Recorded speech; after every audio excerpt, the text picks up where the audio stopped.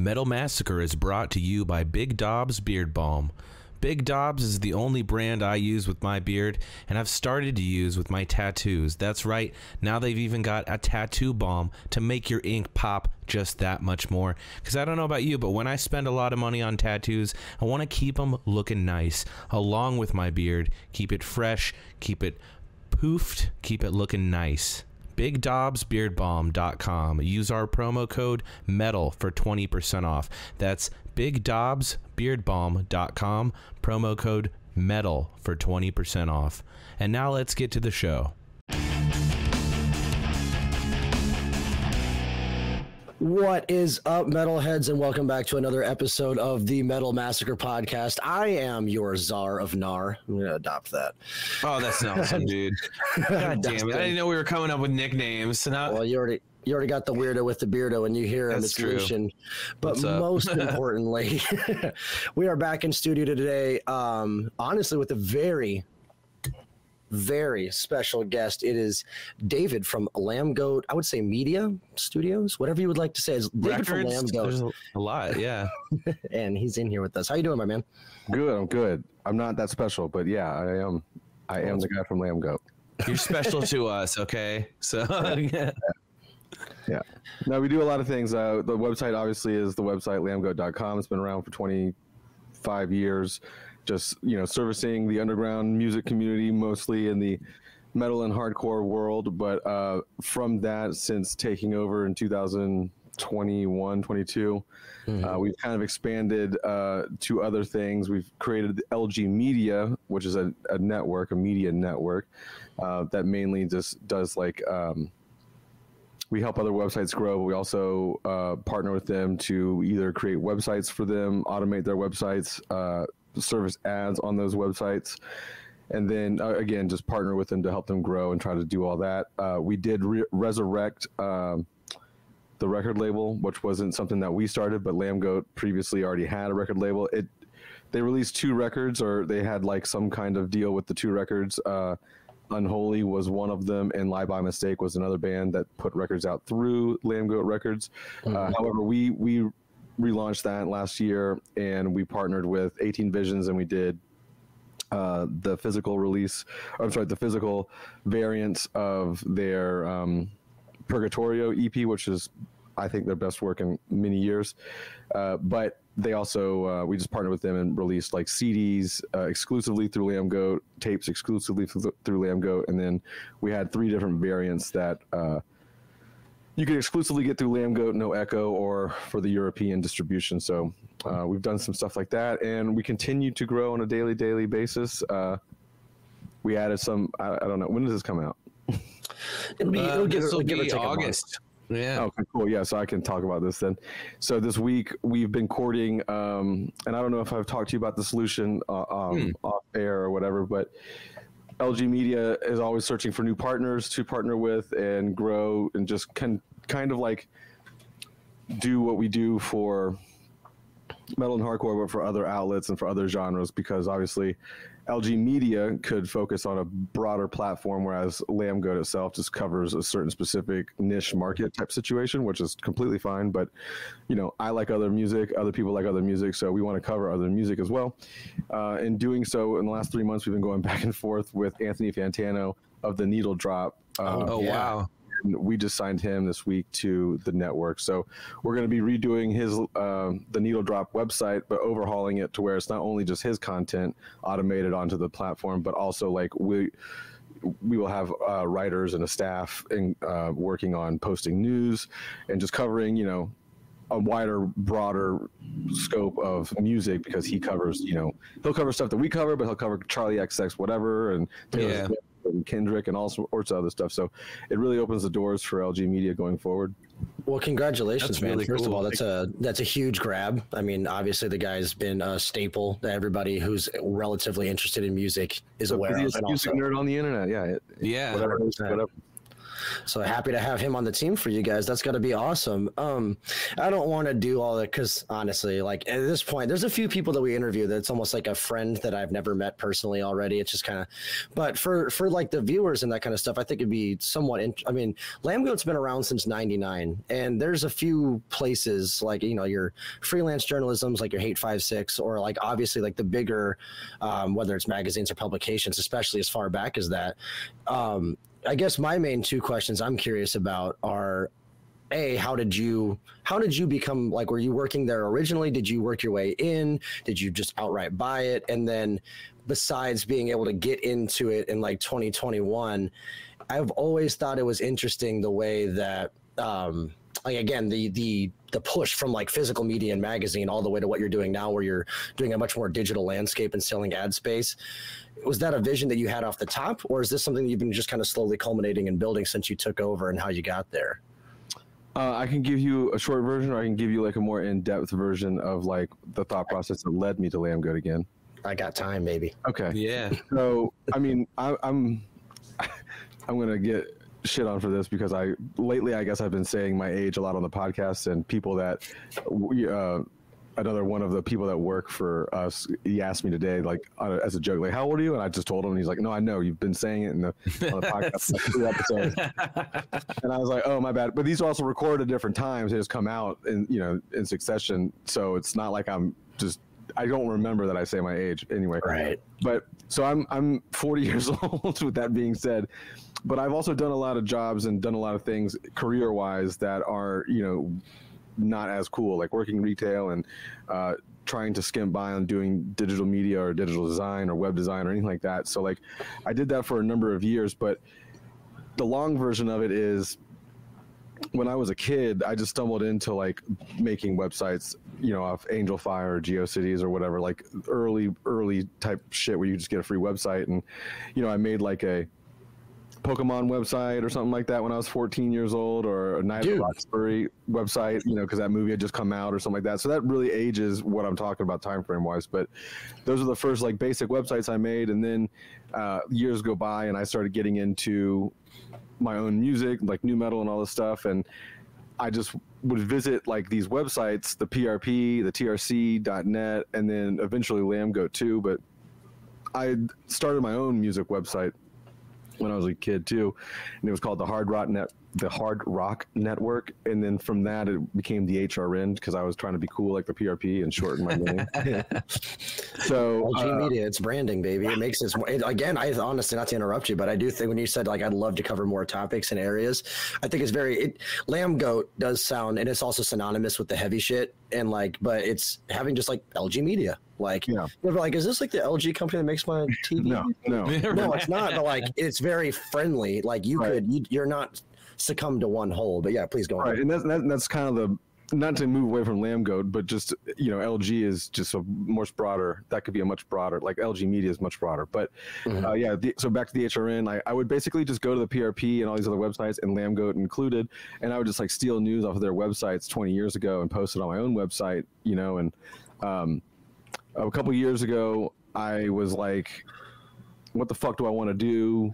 Like, because I also like tried doing music for a number of years, and I kind of just get burnt out on that. And so I was like, well, what do I want to do? What did I really enjoy doing in my life? And I always kept coming back to the time when I ran my own website and I was doing the music thing. And I've always done things that are adjacent to music, whether it's in the event world or as it like, performing in some which way, setting up, working with artists or bands or something like that for marketing and stuff like that. Because I grew up doing like marketing without even knowing it was marketing when I was in a band on MySpace. I was just fucking hustling, talking to people on every which way, just trying to get my band out there, my website out there at that time. So like I was doing these marketing things without knowing that was what I was doing. And like I didn't go to college. I went like here or there for like community college classes here or there throughout the years, but I never went to full on college. So like I never really thought that I was going to get like a real job in like a corporate world doing all that stuff.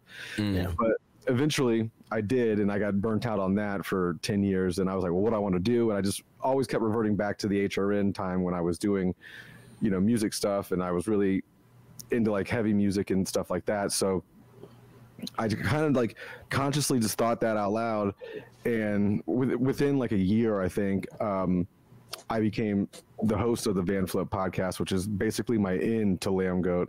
And that I only got because I follow Lambgoat, obviously. I've been following it for fucking decades, but I also follow another podcast, No Jumper, with Adam 22 and all those guys.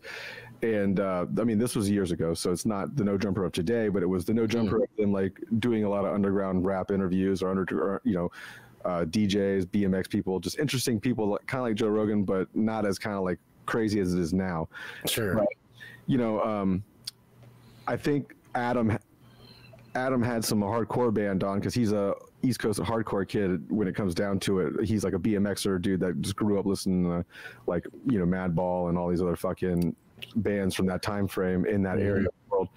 So he had someone on, like, I don't want to say Dan Diablo, but someone else, I can't remember off the top of my head, but they had a Twitter exchange. No Jumper and Lambgoat had a Twitter exchange, and I just hopped into that exchange and was like, why doesn't Lambgoat have their own podcast, yada yada yada. And then that just led to him DMing me, and we go back and forth, and talk to Alex, and then about a month later we start doing the podcast. And then from that, I just got a relationship with Alex, and it's a unique situation because Alex also he has his own life outside of Lambgoat, and a lot of people probably just didn't know that. And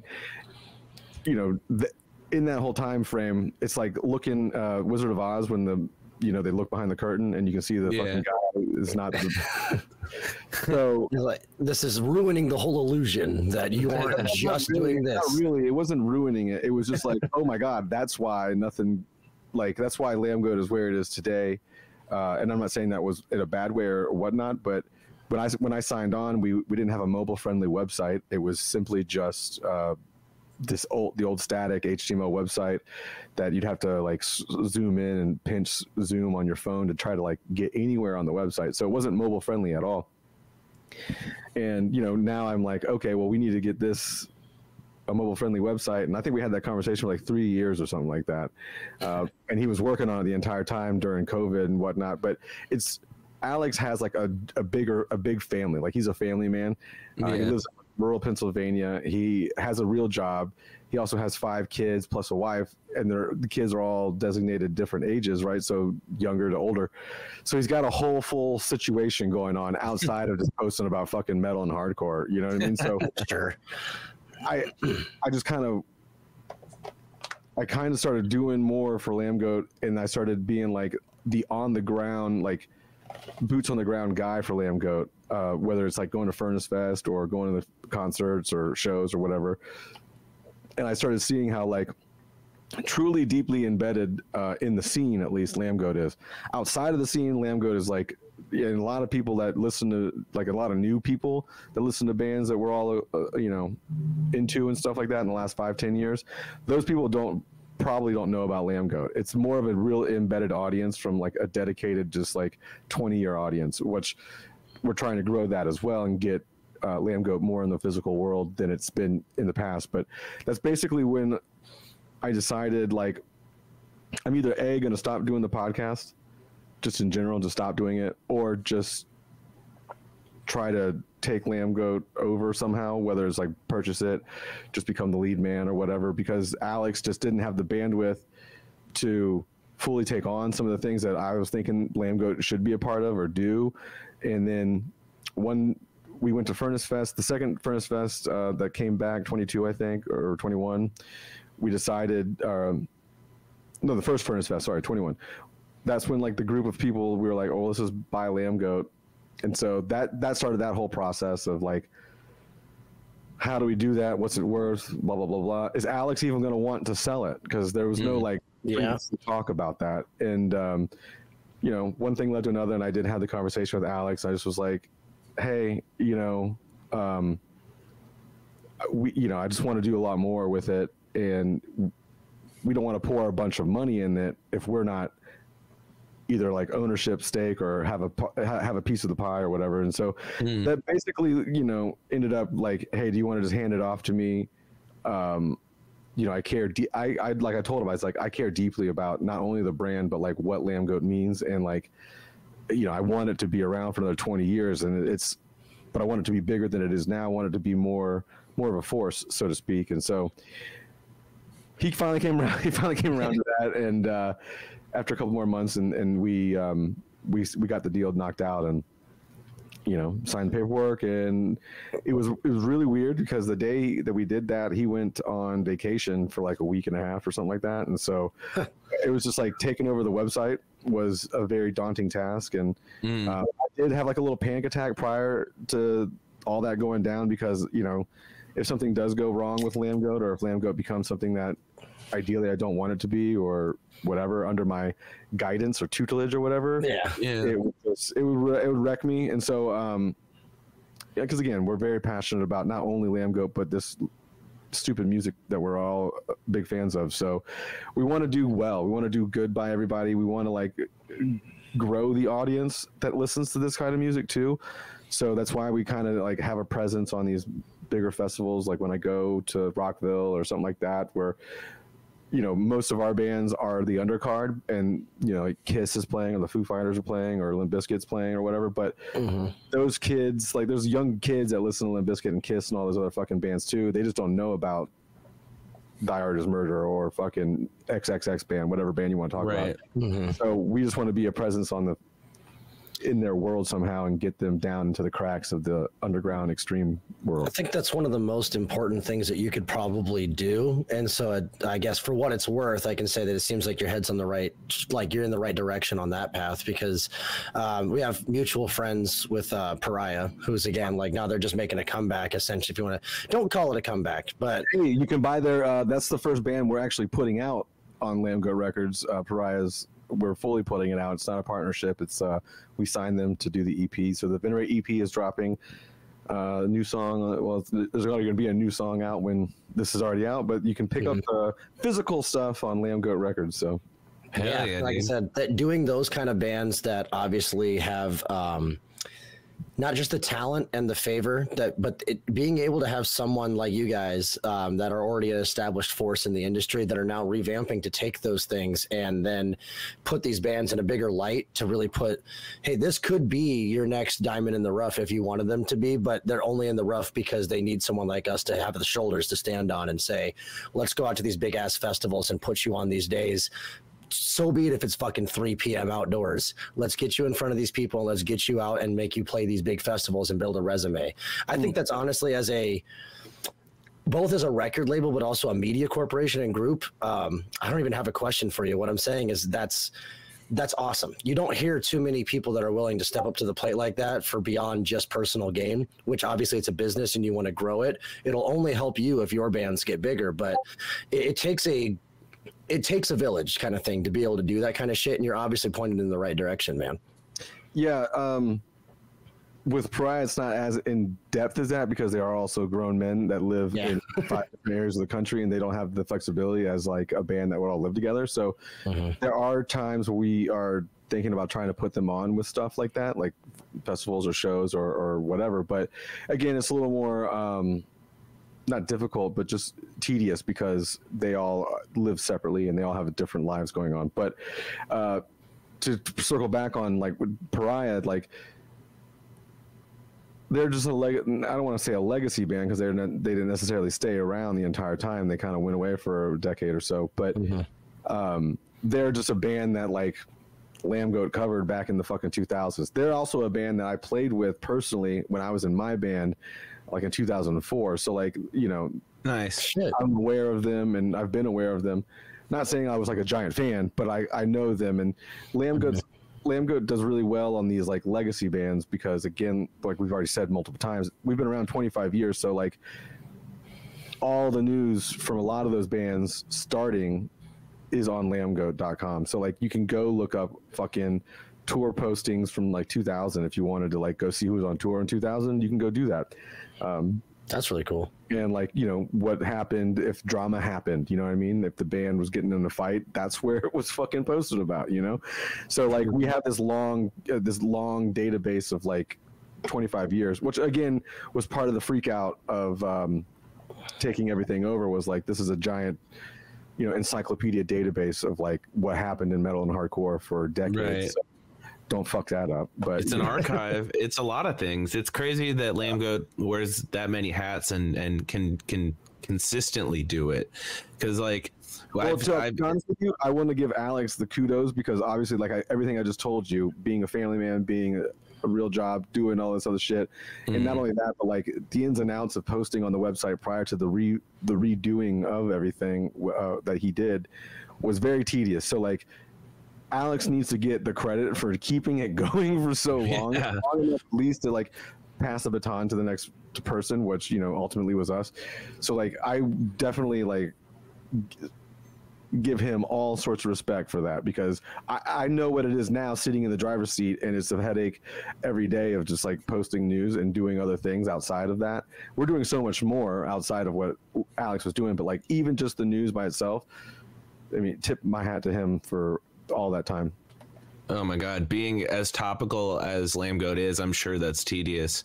I couldn't imagine. Like, there's a reason this show comes out every 2 weeks because me and Dustin are trying to find that balance. And as we kind of get into our second season, we're like thinking, okay, what else can we be doing as far as like creating content for the podcast? Like, I'm starting to put out YouTube videos now just of me being a goof ass and talking about music. And we've definitely thought about how to strengthen that brand. And it seems like you guys have really had that discussion of what do we want Lambgoat to be? What has it been? But what do we really, really enjoy about it?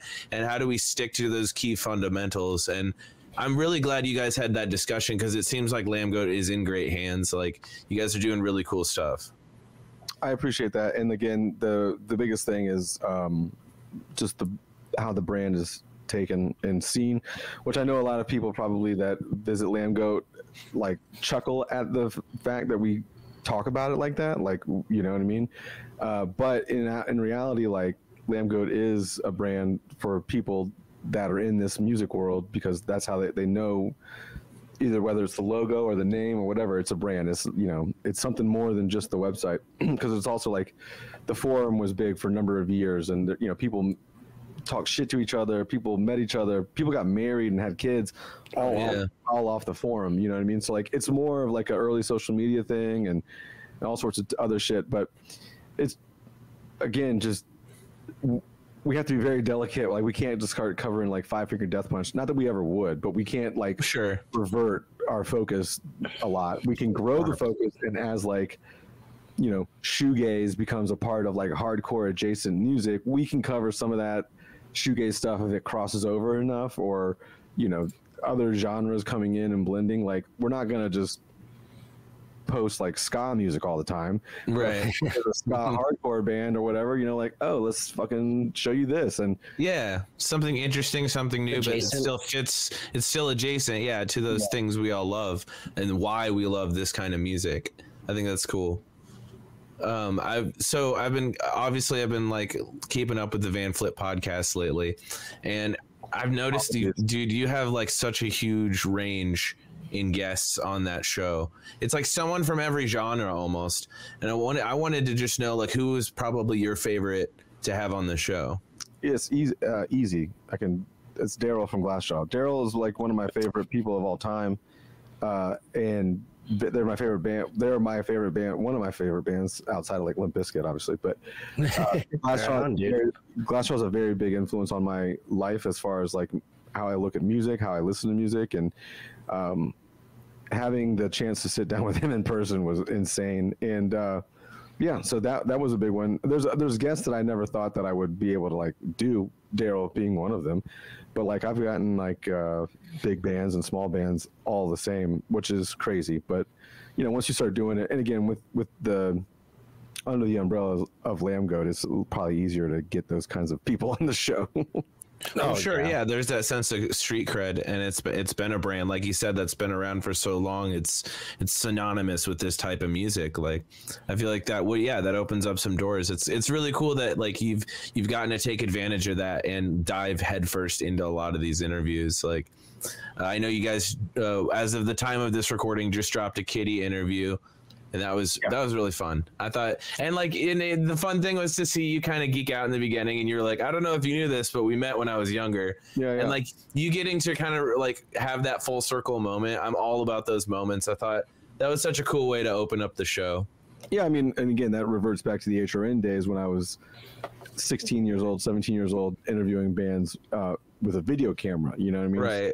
You're reliving those dreams, but now you're doing it at like the higher quality that it deserves. You know what I mean? Like me and Dustin have been podcasting for a while. I've been doing it for 8 years, and I've had like 5 or 6 different shows, and he'll tell you like some of them sucked ass. Like some of my earlier ones, like my earlier recordings even like just weren't of quality. I didn't know what I was doing, but you could tell there was that passion there.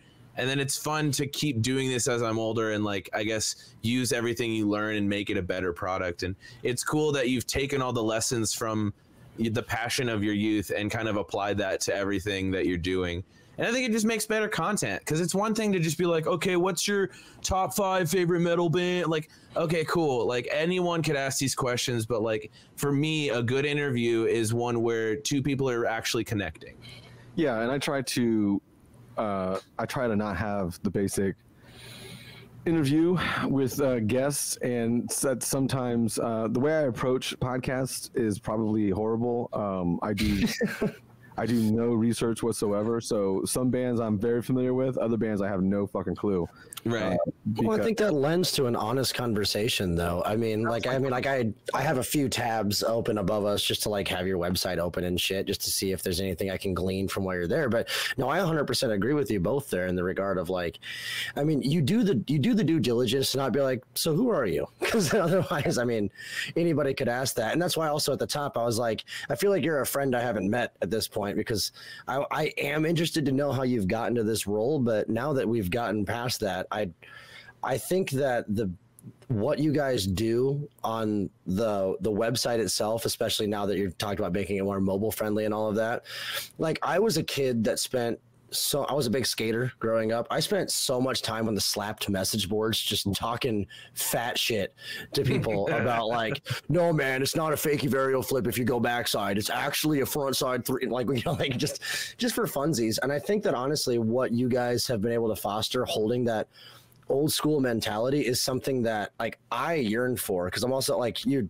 not to break the wall, but like I'm also a big baseball guy myself. So like anytime I pop into a Walgreens just to like grab some Zyrtec or whatever, I go right over to the magazine rack, I grab Inside Baseball, and I just sit there and flip through like all of like, and then I'll buy it to support them because I'm not a piece of crap. But like I'll flip through it first, and then I love the idea of integrating old, quote unquote, like old but direct newspaper style media into a modern format that is able to expand. And it seems like that's kind of like the direct direction you guys are trying to take, like freelance direct journalism, but built around, this is our lane, this is what we do. And if it juxtaposes anywhere else, then it can, sure. But I love the idea of having like the old school message board style, but also post directly about these bands that you probably haven't heard of, or things that like, if you're in the know, you're going to want to know. Like that would be the direction.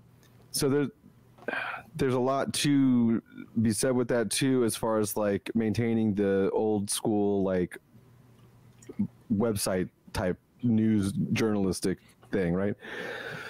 So another thing is like, I never wanted to become a journalist at all. Like that's not, I hate writing. I don't want to be a news reporter at all, but we've quickly found out after the fact is that's all this is like being pretty much. You know, that's been taking some time to adapt to, but like in saying that you know, like we don't want to have a voice necessarily. Like Lambgoat, just what Lambgoat is it's just like, this is what's going on. Boom. This is the facts. This is what's going on. This is the album. This is what happened on this tour. This is what happened in this incident. This is blah, blah, blah, blah, blah. Where things get a little weird and blurry is the comment section or the forum, because that's technically Lambgoat, but not like it's not posted by a staff member or anything like that. No. So you'll get like the old school Wild West internet from 99. You'll still have that on Lambgoat, but you'll also have like, we're covering more progressive acts or like things that are more progressive topics, right? Like whether it be COVID stuff going on during COVID times, the Gaza Palestine stuff, any kind of like LGBTQ plus whatever bans or whatever, right? Those people are going to be on the website too, and those topics and those bans and all that stuff's going to be on the website. However, we're fully aware that we have anonymous comments too that can get out of hand. But again, like those are moderated to a certain extent, and we have guidelines that are posted on the website. Sure. If they go against those guidelines, we will remove them, and we have a report function for everything. So like, if you see a comment that you don't like, report it. However, we get a lot of comments that are reported that don't go against the guidelines, right? So like people just get offended certain ways and they want to down or whatever. 100%. I mean, it's the modern day Discord as well. I mean, like we run a relatively small one that we're building, but it's the same fucking thing. We've actually, yay, small milestone. We just hit like we're above 200 members, like 200 randos, where I was like, this did start with like 8 of my friends. Yeah. And now we have like 200 and something randos in here just talking about anime. And I don't know the first fucking thing about One Punch Man, but if someone's being a dick, like, I guess I need to do something about this. But like, we've luckily got mods now, so we don't have to do it ourselves. But thank God. So we've modded the comments too, and again, people will be offended just because people get offended in general off anything they see or hear, but it's not necessarily like we're not trying to take a stand on like free speech. It's just Lambgoats. Lambgoats always had that. So it's not like I'm not going to step into the role and take that away. And that part of it is maintaining that like weird early internet days thing, right? Like forums are different than chat rooms because they just are. They act differently and things like that. And the other thing about like I don't want to say legacy, like news media online, but like, in my personal opinion, I think social media is probably weaning out, whereas the younger kids don't necessarily use Facebook, right? They don't use the same platforms I use or other people use. And like, how can an outlet or a company exist, and like on those platforms? Like, how can a company just be on Instagram, I should say, or on Twitter? Like, and that's the thing with like the Fantano thing is he's on YouTube, right? So like, what happens when YouTube or like people were worried that Twitter was going to go away, right? And so what happens when that's your entire brand is based off this one platform, and like OnlyFans is not letting porn anymore. You know what I mean? Like that didn't happen, but wait, what? No, they were very worried about it. That was, they took it away for like a week or whatever a year ago. But that's right, they did. Oh shit! Because we're trying to reinvent the it's not just boobs. It's you. DJ Khaled's on here. Yeah, come on and stuff. Come on. But in reality, it's like that's the main draw. Like that's the main goal is to just get everyone to the website. We use those tools. We use those platforms as tools to get everyone to the website. But I feel like that's what everyone's going to go back to too, whereas websites are going to become bigger and it's going to be more outside of the platforms. That's really interesting. Like, I guess, could you elaborate on that a little bit? Because like, honestly, I've had the same couple of kind of thoughts where I think the fucking burnout is just taking such a hold where everything has an app, everything has a subscription, everything has a wiki. Correct. I didn't ever really go to like websites for like the past probably 5 to 7 years, but that's just because everything was like, go to our app, download this, like follow us here. But now I guess as someone who's inside the industry, why do you feel like everything's going to go back to websites? Because I agree. I don't, it's just like a hunch I have. Like Dylan, my partner in this, also doesn't necessarily share the same, we don't share the same idea, right? Like he agrees somewhat with me, but also like he's like, there's no proof of that. I'm fighting this guy on like every turn. Yeah, every time I have an idea, he's like, but what about this? And I'm like, at the end of the day, I'm grateful to have someone to kind of fight me on things because it makes me come back with like a better version of that idea. You know what I mean? And Dylan and I are drastically different, and we butted heads a lot in the beginning because we're just different people. He lives in California. I live in Florida. He's from here. Like he grew up here, but he's lived out there for like almost 15 years. And so, we're two different people. We see the world differently and we think about the world differently. But in the website conversation, like just you can tell younger people think Facebook is lame. They don't really like it, and then like TikTok is just TikTok, and again, it's like how can you? There's other outlets like Rockfeed, right? I don't know if you're familiar with Rockfeed. Brian that does Rockfeed. He's big on YouTube. He's huge on YouTube with like 1 million subscribers, something like that. And he does like Twitter and his social media really well. There's no website. There's nothing that you can go to and see. Like, you can't go read something that he maybe have talked about. You have to go watch a video. And not everywhere that you're at and your day to day or what you're doing, you want to watch a video. Right. That people won't, because people definitely will watch videos. It's just fucking the world we live in. But there are other times when you're not wanting to do that. And again, like you said, everything's been directed towards one of these apps or platforms or something like that. So I think it's going to be better. Not better, but I think what's going to happen is apps, those platforms and social media will die out in general, because that's just like a fad anyway, right? People have gotten so used to it being a thing that like the youth is now like rebelling against what their parents did, yada yada yada. They don't want to do the same things over and over again. So there's a chance that websites just may come back, and it's easier just to think about like, oh, I'll go to such and such.com. It's way easier than being on a so much more convenient. Yeah, and you're going to get distracted elsewhere, whether it's in a different post or a different feed or something like that. So you're always going to get distracted on one of these apps. I think you're absolutely right. Because they want to keep you in the app longer and more for ads and stuff like that. But it's like manipulative. People don't like it because it's like, dude, it's like being in a casino and they don't have windows. You know what I mean? Like, yeah, they don't want you to realize you've been in there all night long gambling your money away. Yeah. Like I don't know if TikTok changed it, but I know for a while they allowed it or they made it so you couldn't see the time when you were in the app.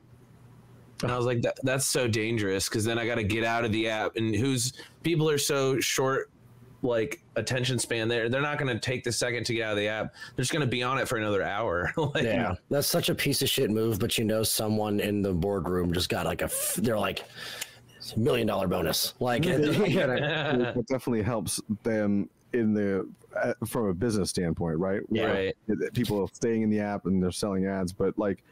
The other thing is too is a lot of these platforms are very like algorithmic, right? So like they can either benefit you or not benefit you. But like we've seen drastic changes in like social media reach and social media engagements just over the last 3 years of running Lambgoat. So like it's almost pointless, really. And a lot of our traffic does come from we're very weird. We're very weird because we've been around so long. So like half of our traffic comes from direct people, like just going to the website.com, like in the browser. There are people that wake up and that's what they do first thing is go to Lambgoat. We've had bands tell me this. I've had people come up to me and tell me that. Like I like Stu from Misery Signals and Comeback Kids. Like if my internet's out, I'll go to Lambgoat to see if my internet's out. Like if it doesn't load right away or that's awesome. And so like. What was I talking about? The overall push maybe towards just why websites would go and be the main source for people. Yeah, because social does make up a good chunk, like if not half of our traffic redirected from social media. But again, like it's always a battle to grow that because Lambgoat covers death metal bands, right? So death metal bands have very vulgar band names, and so like Twitter, like we're not shadow banned, but we are like if you try and pump anal cunt on fucking right, they're not gonna do like decapitated, cattle decapitation, decapitated, all these fucking like vulgar band titles. So like on certain apps like Twitter, for instance, if you go to Twitter and search Lambgoat, we don't like necessarily pop up. You have to go directly to Lambgoat's Twitter account and follow it. I guess that does provide an interesting point. I mean, it's a very specific and kind of niche situation for what you're dealing with. But I mean, like honestly, one of my favorite podcasts and one of the biggest one on the planet, Your Mom's House, they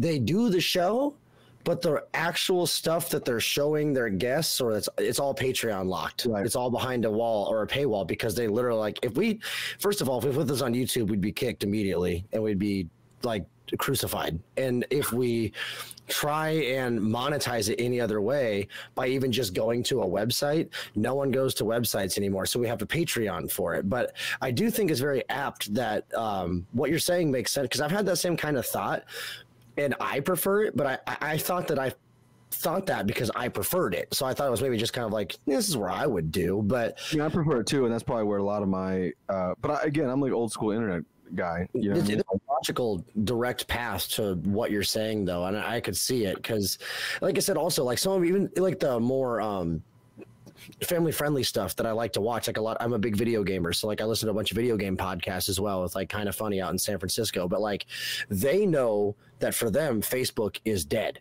and so when you it's almost like you're missing content. Like if I just like open up my Facebook to see if I'm getting events to local shows, I'm not going to see any of my favorite podcast content because they're not putting it there because it serves them no purpose. Right. I mean, we'll put that content out there, but I'm not going to stress about growing that fucking outlet. Exactly. You see what I'm saying? So like, I'm hoping that, and again, like there's such a fucking rigmarole to all of the fucking posting on social media too. Like there's obviously going to be better ways to get the content out there. Like, is it better to add a link in your post, or is it better to comment your link on the bottom first comment? Is it better just to have a video, or is it better to upload a photo? Like there's so much that you can fucking juggle that you can go deep down into about with that kind of stuff. That's like, that's just going to detract from like the overall big picture that we have of just growing Lambgoat. We don't have, again, like we're not like a giant staff. There's not a giant staff. We have like me and Dylan doing the day to day, and I post most of the news. 90% of the news is posted by me, and then I have we have writers that might do reviews once or twice a month or whatever, but outside of that there's not a lot of people hands-on with Lambgoat. So you know, I don't want to spend an hour of my day like researching the best way to post a fucking link on Facebook. So I'm just going to continue doing it the way I do it. But if you go and look at Metal Injection or Metal Sucks or any of the other outlets, they do it differently than we do, right? So it's just, we have it automated. So I don't even really, like, we've cut that out of the day-to-day process too, of like, once something's automated, it goes out on socials, which seems easy enough, but our website is custom built from the ground up from Alex and his like coding son. So it's not like we're not on WordPress or we're not on a platform like that. We are literally like a weird self-built like website that's held together with like oiling up the old gears and getting it to churn kind of thing. Yeah. So it's a whole different thing. But now that we've gotten all that automated, it gives us more time to focus on other things like expanding LG Network and courting Fantano and stuff like that. But to go back to like bringing up Fantano makes me go back to the social media platforms and Patreon type stuff.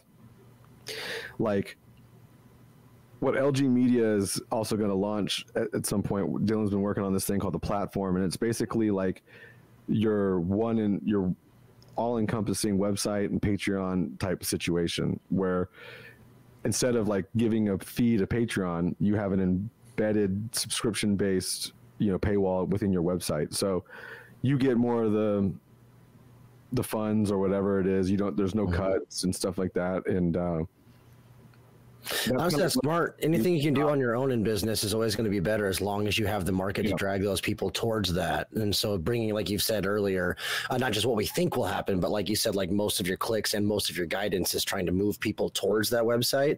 If you can just put it behind your own wall on the that I think that it's like any business. Do it yourself. If you can do it, why wouldn't you? Right. And a lot of people don't know what a funnel is, and I'm not saying that you would have to know what it is because that's like a marketing and e-commerce type situation or a sales funnel. So like you always want to direct them. Like that's when we talk to anybody, when we onboarded all these websites, and when I talk to influencers, like, cause we've talked with people over the years to try to like do something with, and it's just like, well, what's the overall goal? Like some people are scattered all around, right? They want to do so many different things at once. It's like, why don't you, like, we've got a record label, we've got the podcast, we've got all this other stuff, but it's all on lambgoat.com, as well as the news and reviews and interviews and the database of all that shit. So it's like, why don't I just try to get you there? And then you'll find something, you'll figure something out on the website that will perk your interest and you'll stick around, or maybe you won't, and now you know not to come back. But well, when I told my buddy Scott about you, the first thing he said is they have a really good mobile setup, so people are liking it, man. Kudos to Alex and Alex and fucking Gabe, his son. They wrote the code for all that. I think Gabe was probably did a lot of the bulk work of it. His like the driving force. But yeah, I mean, he's in college now, so he's not necessarily around. But yeah, he did like the heavy lifting on that, I think. And it took him like all of COVID or something like that. So it was a while. It was a long haul for them. That's crazy. Well, definitely worth it to get everything. I had no input on it. It just was launched, and I was like, "Cool, that's what it looks like, I guess." And right on. When we took it over, it wasn't like we need to change the website. It's Lambgoat changes its website once every 10 fucking years, so we're gonna ride this out for a while. There you go. Ain't That's nothing awesome. wrong with that, man. Hell yeah. Well, I'm really excited to see where Lambgoat goes next. I feel like you guys have got like your eyes on the skies and you're coming up with plans every day. And it's like, I feel like every time I talk to you guys, are just doing something else. What's the next big, are you going to any festivals this year? Anything like that you covering? Yeah, we do Furnace Fest. Obviously it's a little near and dear to our heart at this particular point, because this is where the Lambgoat bug was bit, that's where it started for the group. So we're actually sponsoring, we're actually one of the sponsors for Furnace Fest this year. And again, that's kind of awesome. one of the things about like getting Lambgoat into the physical real world, not just online.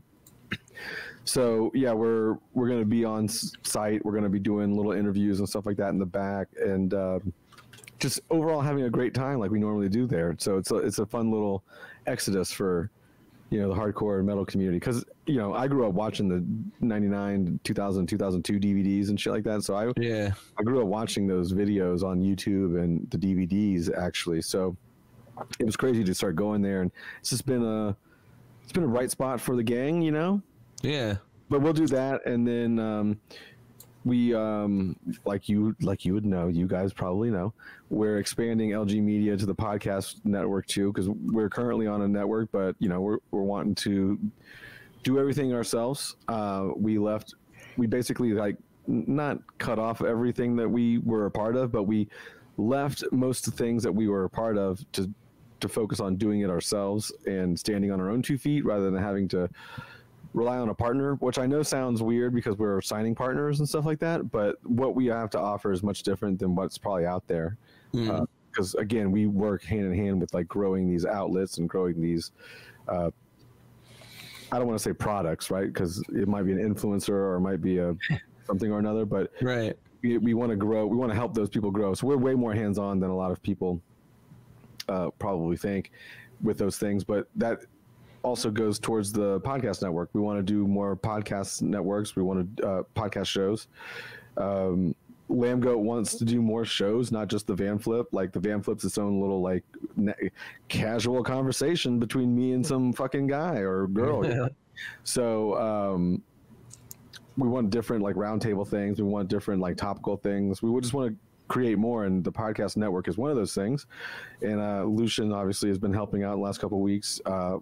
Just kind of like cleaning up the podcast, clipping it and doing stuff like that. And then in the meantime, or in that same breath, we're going to onboard you guys' podcast at some point to the network, the podcast network, along with some other things. Hell yeah. So by the time this comes out, who knows, it's probably already done. But I know, I was going to say August, who knows how fast we're going. You never know. Dylan and I literally work at the speed of light. Hell yeah. We're in the Discord all day, every day. And, I'm not even remotely joking when I say we eat, breathe, and live Lambgoat and LG Media. That's basically all we do all day long. From the time I wake up in the morning and sit in front of this computer to like fucking 7 o'clock my time, I spend 9 hours talking every day. I can attest that every time I pop up in the Discord, even for our own shit, I see someone's just hanging out in the lounge feed, and it's usually you. Yeah. Me waiting on Dylan because Dylan's 3 hours behind me. Yeah, well, true. It's true. That's the other thing too. He's 3 hours behind, so like. So you want to get this done, like, brother? It's midnight here. Yeah, no, when we first got on, when we first did Lambgoat, it was probably 16 hours a day in that chat. And I was up till 4 o'clock in the morning, 12 o'clock his time, and we would just be fucking smoking blunts on just working and writing and doing all sorts of shit, just kind of getting it all as you should. We're no longer like that, as we're not doing it like that as much anymore. But you know, his 3 o'clock is my 6 o'clock, so like I'm usually still talking with him at 8 o'clock my time because it's 5 o'clock his time, you know. And so we're still kind of in mid doing whatever. And you know, I said this about a year ago. I said, I was like, dude, it really sucks because we move so fast. Everyone else, we're always waiting on somebody else. And he was like, he didn't really think anything of it. But recently he said the same fucking thing. He's like, man, I wish we could be a fly on the wall wait for these people that we're waiting on to see what the fuck they're doing on a day to day. Because like we usually have to wait on like an email or a response from somebody. Whereas Dylan and I, we may think of an idea right there in that Discord, and then we literally just piece it together and work it out. And you know, if we reach out to somebody and have to get someone else involved, that's where it slows down a little bit. But you know, we'll have wild ideas and try it out. Yeah, you know. Hell yeah. Well, we're really excited to kind of partner with you guys and just see what we can do together. And like I said, I think we've been having meetings about this, and like we said in the meeting, we think we could bring something different to the table, and we're just excited to grow this beast, man, and just see where it ends up. Yeah, I mean, Lambgoat has a finite audience capture in general because there's only going to be X amount of people that listen to heavy music in general. And there's only going to be a sliver of those people that will go to lambgoat.com and regardless. So branching out LG Media into doing other things, and like we've talked about in meetings or in little hangout chats, that Lambgoat could also get involved in other aspects of lifestyle stuff, right? Like gaming and movies. And I even saw that on your guys' forum, and granted it's like, because I was just, you know, same thing, like I said, I'm a old goof of the internet myself. There was all sorts of like blog writings and vlog writings and things in there that were all like about like Baldur's Gate from last year, and like some like the CRPG stuff from video games, lots of things in movies and television that had nothing to do with it. So I mean, like, you guys already have such a like diving board that's obviously built into that. I think that's such a cool way to go, man. Well, that was like that was Dylan testing stuff out, because again, like when I said something about the band titles and stuff like that, that also does affect like advertising through the ads that we place, right? So like, yeah, you're right. We are already looking down the gun as far as like, okay, well, we get like bad words put on our website on a constant day-to-day basis. So like, Google's not really like, oh yeah, that's dope, we should put you up high paying ads. So like, we do have like Achilles heels, so to speak, that we have to like, you know, navigate around. But that's not to say that that's why we are expanding. It's just because we also like other shit. Like, you like baseball, I like baseball, right? So like, there's other dudes that in bands that I talk sports with. So like, I wouldn't Lambgoat just veer into sports, because we everyone that works at Lambgoat likes sports, and there's many bands that do too. There's also many bands that don't, and I understand that. But sure, that side of the Lambgoat's not for you. You might want to go to the movie side or the fucking wrestling side, or again, I never want to compare it to somebody else. Like, yeah, just like because everything that you can do, it has your own flavor, your own brand, and can be individual. But I mean, like, yeah, like one of my IGN, the biggest like international, like their whole website. If you just click on IGN.com, it isn't just whatever's happening in video games. It's a lot of like, Taylor Swift just dropped an album. This movie just hit the box office. This is happening over here on the side of X, Y, or Z. If you want to, click on the gaming tab, and then obviously, since it's what we do, you're going to get the most articles. You're going to get the most information in like a very quantified form. But we still have all this shit because people like more than one thing. I mean, we, again, not just to like plug ourselves, like we wanted to do everything about like that. In an earlier episode of the season, as of this being recorded, we wanted to do something metal related, but we just ended up like, hey, what were the top 5 like soundtracks in video games that were pretty fucking heavy? So like, we were able to like branch out and start to make small things, even though we're staying more focused and niche in this podcast. Honestly, from everything that you're telling me, not just because You're my pseudo boss now. I I honestly I vibe with everything that you're putting out. I think that it is a great concept. It's a concept that's looking past just what will make me advertising money. I need to focus on that. Well, what first can off, I you do? should realize too that like you can't sustain off of just ad revenue money because that's a dying thing in general. So like that's again where like the pivot to like trying to make your own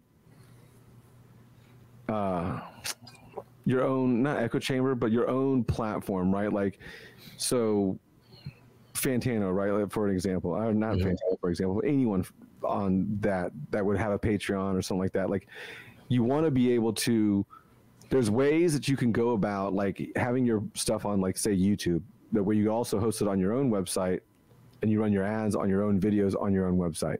And you also have your own paywall that you're not splitting with anybody. So there's money is left on the table all over the world, and Lambgoat leaves a lot of money on the table too. But we're trying to like scoop up a little bit more because again, like I just said, ad money is fleeting anyway, just because that's just the world. You know what I mean? Yeah, things come, things go, ebbs and flows. So what's the next thing? Who knows? But you know, that's the blog was that too. Like the blog was something Alex was using way prior, but Dylan also took that as a, you know, like, could we do more legacy styled articles on like a blog or something that's not necessarily Lambgoat like focused, like the Baldur's Gate thing.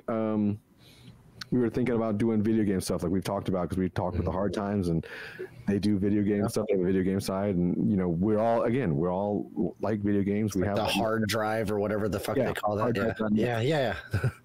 So like, you know, the blog was like a testing zone because it's not forward facing. You can't like access it really from the main website. But, you know, Google can crawl it. So all that stuff on the web, all that stuff on the blog has just been hit by random Google searches. So like it's a way that we can test some things too without testing it facing forward. So you know, it's a little thing. Probably gonna have to hide that even better after this podcast, but we're gonna go looking for it. Well, because like not only does it have like weird things that Dylan has tested, it just has like some weird writing from, you know, Webby from like 20 years ago. So we've gone back in that thing and just been like, whoa, cringe, you know, like what the fuck is talking about here? But it is what it is. Hell yeah. Well, Dustin, any other questions for the man? All right, like if you got one, like you're in Florida, so I mean I can take a guess, but who's your team then? Which team? Baseball. The Rays. Yeah, so I was like, hey, no hate. The Rays. Unfortunately, I'm a Rockies guy. Hey, that's fine. We fucking suck. But like, I actually, real short, one of my in-laws, their dad is actually, I can say his name because I don't know how much he's on ESPN all the time. Is like when they're like doing Sports Center and they call in, they're like, and we got our baseball analyst on the line, and he's the one that's like, yeah, the over/under on this game is 3.5, and like he's the guy that does all of that. And he came into town for a wedding not long ago, and I was like, baseball guy, yeah, and he immediately saw that tattoo and he looks, and he's like, fuck's wrong with you? Yeah. I was like, yeah. You guys should just get people that hit home runs because it's way easy to hit home runs up there. But I don't know why you guys like Street Bombers, send them out there, baby. But you know, it's all good. The Rays are in a down year too, so it's all good. At least you won something. Well, again, yeah. But I'm also from Jacksonville, so the Jaguars are my hometown team. Oh, that's awesome, man. Yeah, I mean, like, I didn't realize you were actually from Jacksonville. That's cool. So I'm a big Niners dude as well. I mean, I got my Niners hat like right there, but because we're in Omaha, like, I honestly think it's pretty cool that like we have plenty of Chiefs fans. We have plenty of because we're right in the middle of the country, but we have this is like the biggest small town in the world. We have over a couple million people in this city now, but we have like no professional sports. And so now we have professional volleyball now. And we have Union Omaha soccer, and we have professional Supernova volleyball. I shouldn't shit on my own city. You're absolutely right. But I always thought it was pretty cool. It was pretty unique from being from Omaha. You'll meet a Packers fan, but also just as many people that are like, yeah, man, I like the fucking New York Giants because I'm not tied allegiantly to like any one of these areas. No. We got the Cornhuskers, we got the football, but again, it's a big one over there. Yeah, I don't necessarily see a lot of Jaguar or Rays fans when I go outside of my home base. Other than I did go to a Rays game in Atlanta last weekend, and I think half the crowd was Rays fans, which was quite strange to be a part of something like that. But hey, let's go. But yeah, I'm going infiltrate the enemy base kind of thing. Yeah, it's been a fun thing. I started doing that. I started traveling to baseball games, which I found weird because I never did that for Jaguar games. I've never gone to another stadium. I did like a preseason game in Tampa, but that's like, 3 hours down the road. But I never went to another stadium to watch the Jaguars play, mainly because the Jaguars have really like. Because London's your hometown now. No, it's not that. It's just they haven't been that successful. So it's also like there's a reason why I've been so drawn to baseball is because the Rays were doing well, and they have 162 games a year. There's a lot more intricacies when you get into the sport. And it just became like an over-encompassing thing to where like I collect baseball cards now and not football cards or basketball cards, but I watch both of those other sports. You know what I mean? It's just I'm fully passionate about baseball. But I mean, the day that the Jaguars do well and they continue to do well, it's very hard for me to shut up about it. And I'm all in then. Not be a big homer because I mean I've gone. I was here when the team was announced, and I've been going to the games for 30 years at this point, so it is ingrained in my blood and ingrained in my DNA. But like, I'm also hurt. They hurt me a lot, so I can't really be vocal for them on the off days. I get there. Like I said, I'm a Niners guy, and we're doing just fine right now. But I was there during the Jeff Garcia days. Don't test me. Yeah, see, these are all conversations that we can have with bands about, like music and sports and whatever else they're into, Yeah, man. Well, one of these days, either I'm going to come down and we'll hang out in fucking Tampa, or I'll drag you up to Royals at Kaufman. We'll do something. We'll probably won't be going to Omaha anytime soon, but I wouldn't blame you. Well, the College World Series is going on right now, which is absolutely. I live downtown Omaha. I'm like 5 minutes from where they're like all the big ass stadiums. It's ruining my fucking life. No, but the Gators were doing well, and I don't know if they're still in it, but I'd have to check as of recording. Well, after this comes out, we'll know if they're champs or not. Yeah, right. We'll have known for a while, I think. So, well, thanks for listening, guys. This has been another episode of Metal Massacre. Get out there and fucking do it.